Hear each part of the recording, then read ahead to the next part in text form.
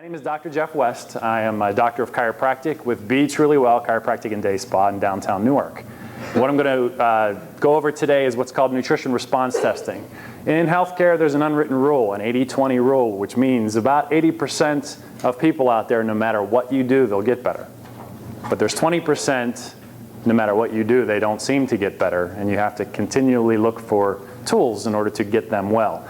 That's where my focus is in healthcare, is I want to go after those 20% of the people that are really struggling in life and find answers. And what I'm going to show you today is one of the tools that I use that helps me get some pretty amazing results with colicky babies, with autistic kids, with octogenarians who just have achy, sore joints that won't heal, with attention deficit hyperactivity disorder with kids. And if I have time, I will go over some of those individual cases. Now, since Tom and I did our one-to-one this past week, I figured I'd have Tom come up here so I can explain what this is. If you want to just go ahead and lay on the table, face up, so you can put your head down at this end. Nutrition response testing is a way to analyze the body to find out what it's not functioning properly, what it's lacking, what it's toxic with. The human nervous system is what controls and regulates everything. So that's the first thing that we test, and we look for muscle lock reflexes.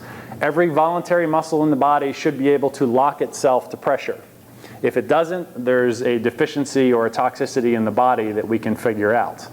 So the first thing that we check in nutrition response testing is the nervous system. Your nervous system, if you guys remember from me talking before, is an 80% input system and a 20% output system. Computers, for a computer guy, did you know that the computers were modeled after the human nervous system a long time ago? It actually is exactly what happened. It's an 80% input system. It then processes data, and then it spits an output out 20% of the time. So when you're analyzing the body, you need to find out that 80%, because that's 80% of the problem. So how we do that is we look for muscle lock reflexes on the body. The upper body, both sides should be equal. The lower body, both sides should be equal. So that's the first thing we're going to test. So Tom, hold your arm right here.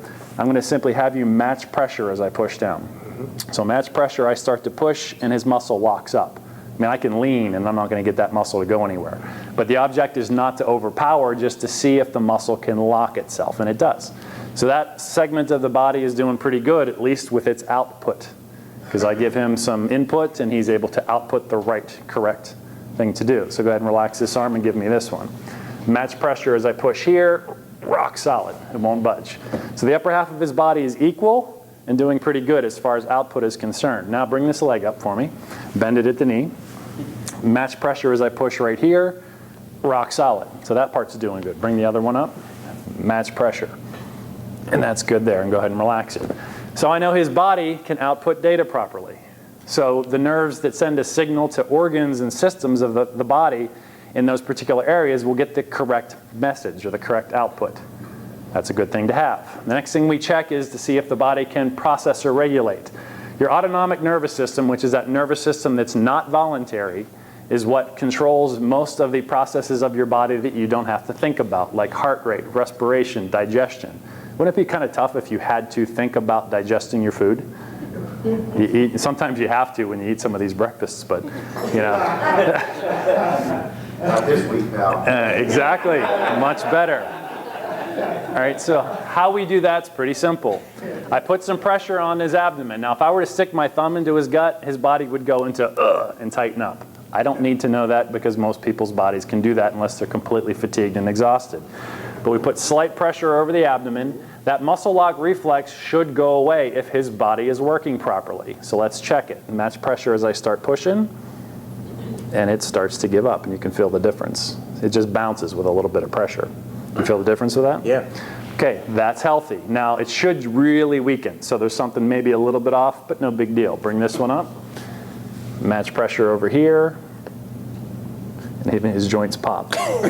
Okay, so I know that his body can go from fight or flight mode to grow, repair, heal, and digest mode. It needs to go back and forth throughout the day. So his body's actually doing pretty decent now. Next thing we check for is input of data.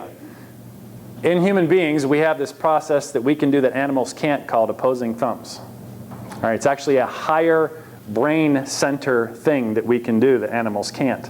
So if your nervous system can input data properly and the nervous system's working and tuned up, you do this, not even a blip on the radar screen.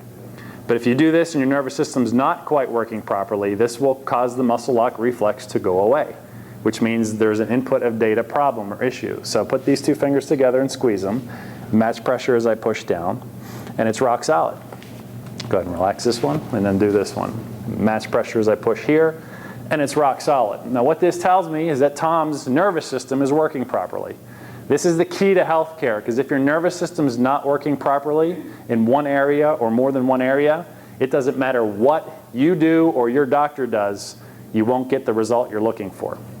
In healthcare, some people want to be healthy, and they try to eat healthier foods, and yet they can't get healthy even though they're eating the right foods. It's a sign that the nervous system's not working properly. It's the pilot of the ship. If the pilot of the ship is out and not doing their job, the ship's going to end up somewhere, but not where you want it to go. All right, so the nervous system's the pilot of the ship.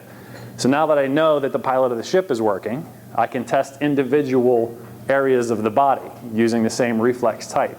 Okay, do you have any type of healthcare issues like fatigue or anything like that? Digestion issues? You do have some fatigue? Sure. Okay. Fatigue is pretty common. Who here has it? Every once in a while. It's very common out there. It's one of the most common things that I see in my practice.